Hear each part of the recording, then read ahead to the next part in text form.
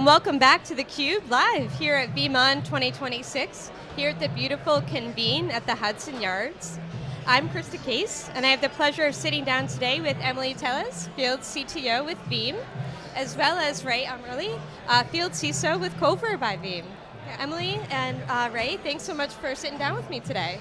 Thank you for having us. We're excited to be here. Yeah, so we're here, obviously, we just had kind of the closing keynote here at VeeamON 2026. There's been a lot of hubbub today about sort of this, new resilience model and kind of the era of AI. I understand that you both just had a breakout session, so I thought we could start there and kind of talk about your breakout session, the topics that you covered, and some of the feedback. Absolutely. It was titled When Attackers Use AI Too, which we thought was very convenient for today's overall agenda and keynote, right?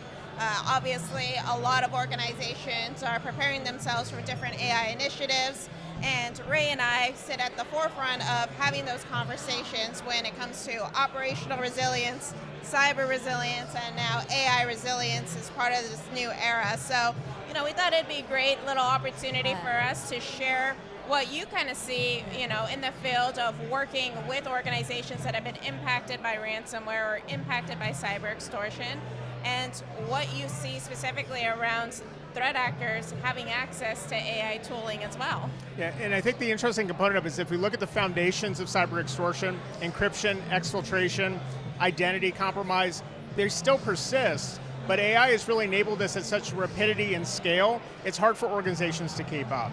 So what we were really focusing on was AI as an accelerant and an enabler for many of these attacks, not only increasing the complexity for the organizations in terms of response, but also lowering the barrier of entry for a lot of threat actors coming into this landscape. Absolutely, it's certainly two sides of that coin. Like you say, it's enabling attackers to move faster, be more innovative, and then at the same time, it's sort of shortening the time that teams have to be able to respond to incidents. So maybe we could talk about that a little bit. I know in both of your roles, you're very much on the front lines. So maybe let's talk about sort of what might the North Star be for customers. What should they be kind of striving for? Sure. So from the operational lens, a lot of organizations that I start to have conversations with, it's around, what is your overall business SLAs and what do those look like in terms of your RTOs, your RPOs? Yeah. Do you know what your most critical data is? And then when we think about something like a cyber incident or a crisis that comes into play, we have those conversations of, well, are your strategies built to sustain or be able to help you in the time where you're going to need to have operational resilience the most, right? Which is during that time of crisis. And I think for a lot of organizations, there's essentially a reality gap between what a C-level executive and what a board thinks that they are versus somebody who has hands-on keyboard. And so we talked about that today in our session with like the age-old, do we have backups? Yes. Is that enough? Not necessarily, because the proof is that Ray and his team, right, from Coveware, is they could show and they could share the statistics of the organizations that weren't successful in being able to recover because they weren't doing the due diligence, they weren't doing the processes, they didn't have the right people in place during that crisis. And I think it's a combination, like we were talking about time to compromise. Obviously, speed matters. We are no longer talking about dwell times of months and weeks, we're talking about hours. And some of our more prolific threat actors, less than 24 hours from the point of entry to the point of impact. And then it goes into, well, how quickly can I detect, respond, and also ascertain what are my paths forward from this? Can I recover? And are my backups actually recoverable? And that may be something, depending on the fog of war, some organizations can't determine for days. And what do you do in the meantime? So there's a lot that goes into this where an organization has to really have practice, discipline, and understanding to make choices with imperfect information. And I think, Ray, that's a great segue into something I'd love to kind of talk about. So I know, Emilee mentioned RPO, RTO, these concepts that in the world of data protection we're obviously very familiar with and that are foundational to business continuity. But then at the same time, on the incident response side, that's where we start to bridge these teams that we've been talking about and these silos, and we need to have those proper processes in place. So maybe we could talk a little bit about what does an organization look like that is truly operationally resilient, especially in this AI era that's moving at machine speed. I think it's a combination of things. First and foremost, it starts with the organizational posture. So it's really a combination of when you think about these events, And I've often said this to our clients, it's a combination of crisis management, incident response, and business continuity coming together at the same time. You don't want that first time to be during the event itself. And so there's a lot of constituents that have to know how to work together and how to lean on each other during the event.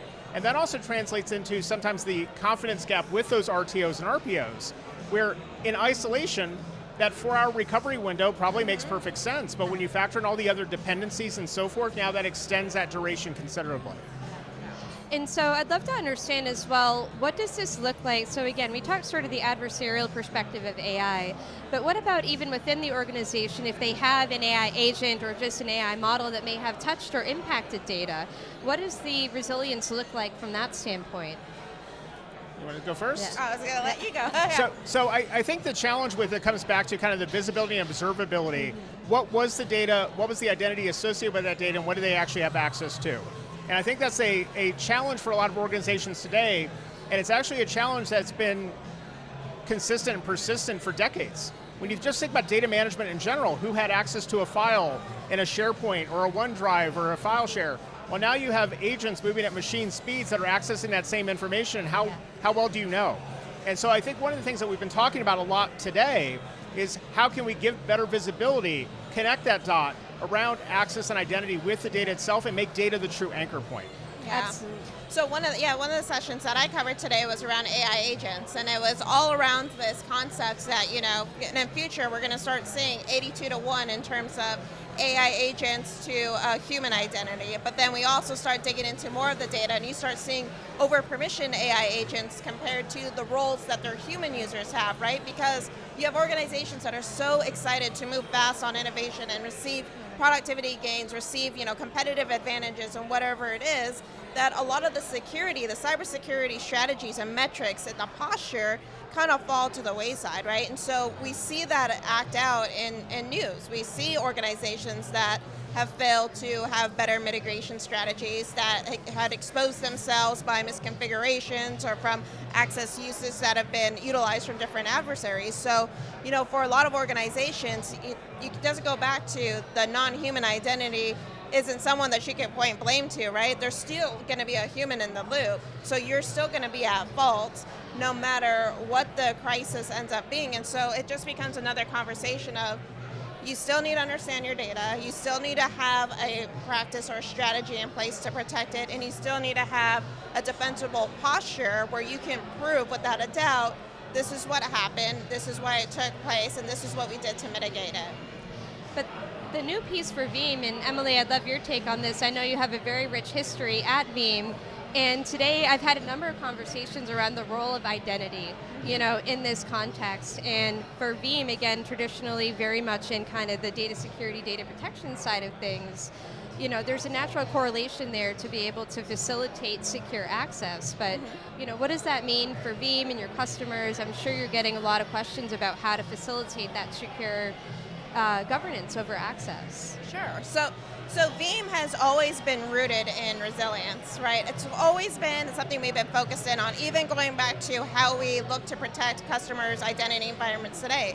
Active Directory, what are some things that we could do around the users, the roles, the group policy objects, Intune policies, right? Protecting all of those different assets and attributes within an organization's identity, and then being able to recover that, or even just track any changes that are happening between what was in backup versus what's in production. That was kind of the core piece of our resilience story.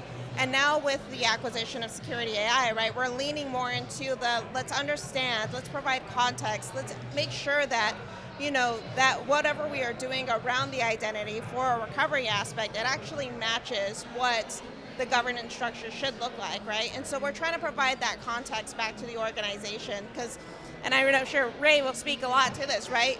Identity is the crown jewels for a lot of organizations, especially from a threat actor perspective. They know that that's the one thing that they should go after and go target, right? So having a good access and governance policy is critical, but also having a good resilience strategy where you can prove that you've contained, you've eradicated to lead to clean recovery is so much more important too when we talk about it in terms of cyber threats.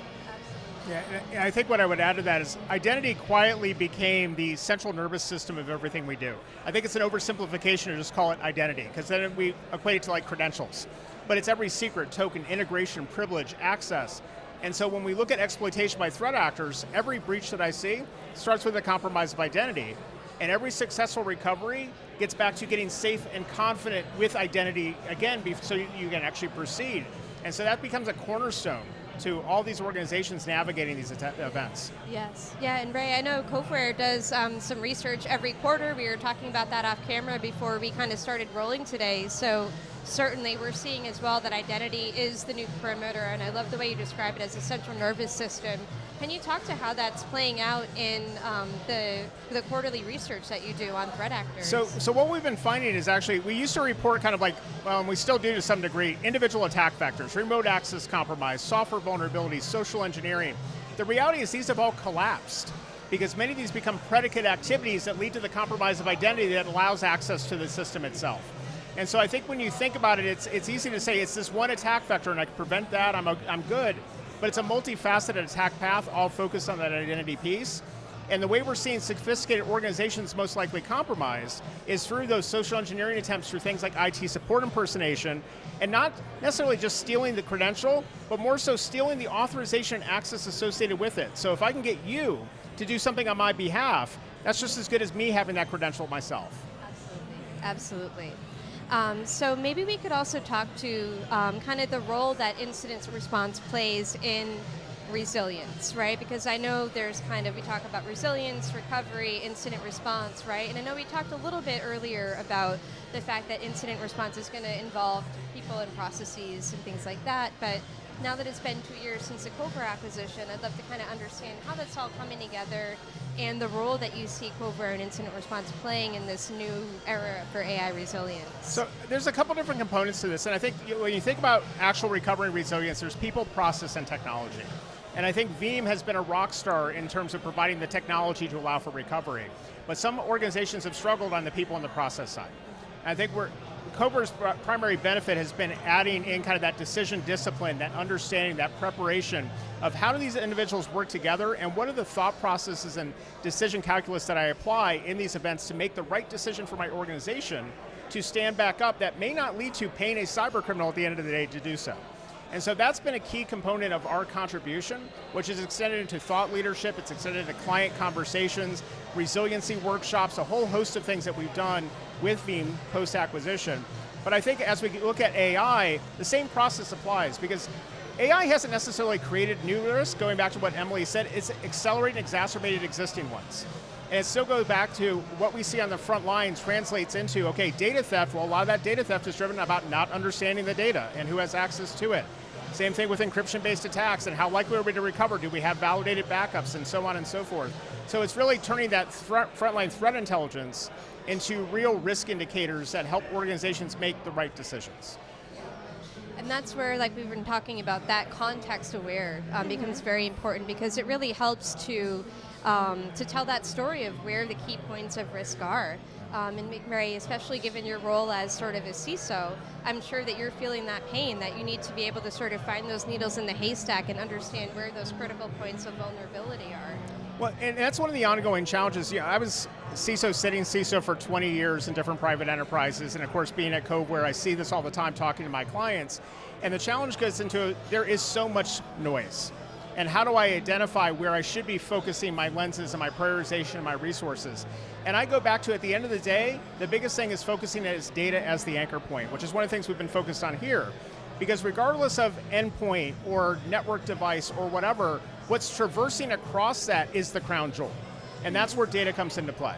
And so the better you can understand where it is and how important it is to the organization and applying that context is absolutely king, the better you can actually prioritize your defenses to protect that critical information, because not everything is created equal in this space, but that is what the attackers are going after. And that's where the security AI position is going to come into play in providing, that visibility into the security posture. Absolutely, and even from take a step back from what you just mentioned, right? The technology is always going to be there in terms of what's going to help customers better understand risk, quantify it, but even what we talked about today, the new data AI trust maturity model, right? A way in which we can gather and capture all those stakeholders into the room and do self-assessments and kind of guide us on where are we at today in our operational resilience journey, in our cyber resilience practice, in our AI initiatives, and what is happening there inside of each one of these projects. Well, a good way to do that is by capturing all those key stakeholders, capturing anybody that's a data custodian, and actually having those frontline conversations of where are we at, who has access, what is critical, do we have pathways to recover, do we not, are we missing different checks within the systems, how old is the processes, have they been tested, right? So it uncovers a lot of these conversations, which it's an opportunity to build that muscle memory that maybe they wouldn't have done until a crisis would have hit. Well, and the other thing about that, and I see this with tabletop exercises too, but this is why I love the maturity model, is it forces you to answer questions you probably have not asked yourself. Because a lot of the overconfidence that we see is because we're asking ourselves the questions we know the answers to. We don't want to look bad in front of our executives and our board. But when you have to actually have a introspective look with a candid lens and say, am I really prepared for this? Changes the conversation completely and really helps to identify those opportunities to improve. Mm-hmm. Yep, absolutely. And maybe we could talk a little bit about sort of the development of the AI resilience model that Veeam kind of announced today. I know, Emilee, you've done a lot of kind of roundtables with customers. Yeah. I know that you've had a lot of engagement here. One thing I'm interested in is, again, how do we really unpack what makes this an operational reality? So maybe you could talk about that process with customers and where customers sort of feel like they're at these days. Oh, absolutely. So when we first announced this was at VeeamON last year, which was the first version, which really took a big focus into the overall data resilience, right? And now as we move into the world of AI, we know organizations are they're either fast moving depending on the state that you're in or the country that you're in.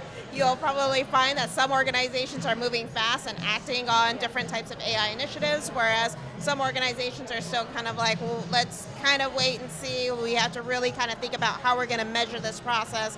What's the ROI benefit, right? So what this maturity model is going to do is actually help to surface any of those risks, any of those gaps, any opportunity in which an organization can be better. But the best part is that it is self-assessment, right? So you are answering based off of your data and what you understand about it, right?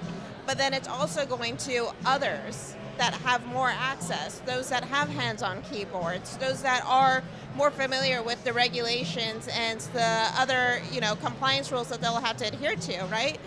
Because for some organizations, maybe they're not aware of the different regulation policies or the penalties or the fines that, they have to go and they have to report. And now all of a sudden, they're rushing to recovery, they're destroying forensic evidence that is putting them in a worse situation than what they need to be. So the maturity model process that we do, to Ray's point, gives us an opportunity for those organizations to sit down, have those full-on conversations about where they truly are and assess that risk and assess that value. And majority of the times it does turn around into, well, we are missing very critical data and very critical assets, and so then it almost turns into an opportunity to do something as simple as business impact analysis.